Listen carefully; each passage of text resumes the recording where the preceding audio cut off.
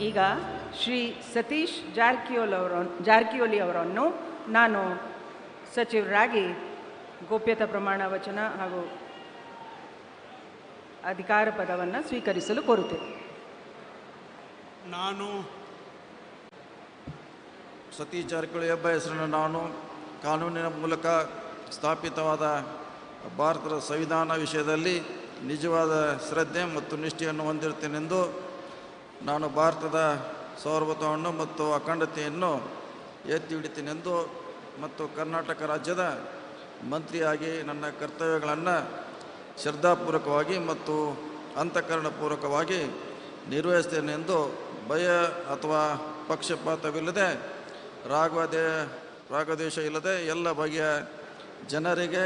ಸಂವಿಧಾನಕ್ಕೆ ಮತ್ತು ಕಾನೂನಿಗೆ ಅನುಸಾರವಾಗಿ ನ್ಯಾಯವಾದವನ್ನು ಮಾಡುತ್ತೇನೆ ಎಂದು ಶ್ರದ್ಧಾಪೂರ್ವಕವಾಗಿ ಪ್ರತಿಜ್ಞೆ ಮಾಡುತ್ತೇನೆ. ನಾನು ಸತೀಶ್ ಜಾರಕಿಹೊಳಿ ಎಂಬ ಹೆಸರನ್ನು ನಾನು ಕರ್ನಾಟಕ ರಾಜ್ಯದ ಮಂತ್ರಿಯಾಗಿ ನನ್ನ ಪರ್ಯಾಲೋಚನೆಗೆ ತರಲಾಗುವ ಅಥವಾ ನನಗೆ ತಿಳಿದ ಬರುವ ಯಾವುದೇ ವಿಷಯವನ್ನು ರಾಜ್ಯದ ಮಂತ್ರಿಯಾಗಿ ನನ್ನ ಕರ್ತವ್ಯಯುಕ್ತ ನಿರ್ವಹಣೆಗೆ ಅಗತ್ಯವಾಗಬಹುದಾದ